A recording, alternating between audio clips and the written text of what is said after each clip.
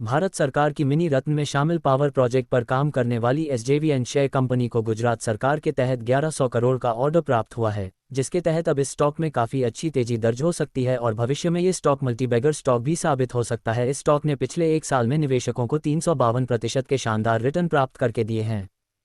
SJVN share company के बारे में। भारत सरकार के पावर मिनिस्टर द्वारा इस कंपनी को 24 मई 1988 में स्थापित किया गया है।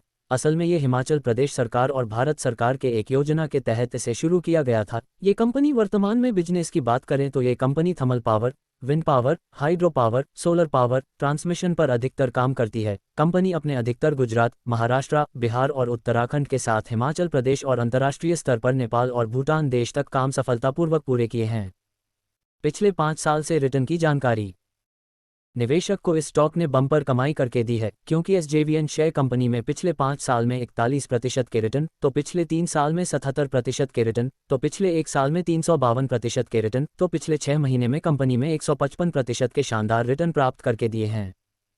3030.25 करोड़ की फ्री कैश भी कंपनी के पास।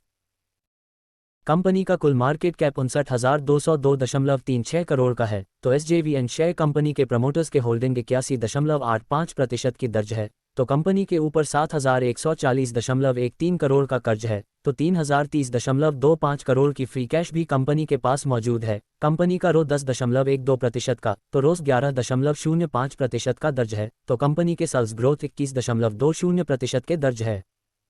गुजरात सरकार के तहत 1100 करोड़ का ऑर्डर प्राप्त। एसजेवीएन शेयर कंपनी ने अपनी एक्सचेंज फाइल द्वारा जारी किया है कि कंपनी को गुजरात ऊर्जा विकास निगम के तहत 200 मेगावाट सोलर पावर प्रोजेक्ट के लिए 1100 करोड़ का ऑर्डर प्राप्त हुआ है और यह कामकाज 18 महीने में शुरू भी किया जाएगा और अगले 25 साल के तक ये कामकाज शुरू रहेगा। इसके ऊपर भी साइन हो चुका है। डिस्क्लेमर: इक्विटी न्यूज़ का विजन भारत में वित्तीय साक्षरता को बढ़ावा देना है। हम जो सामग्री पोस्ट करते हैं वह विशुद्ध रूप से शिक्षा और मनोरंजन के उद्देश्य से है।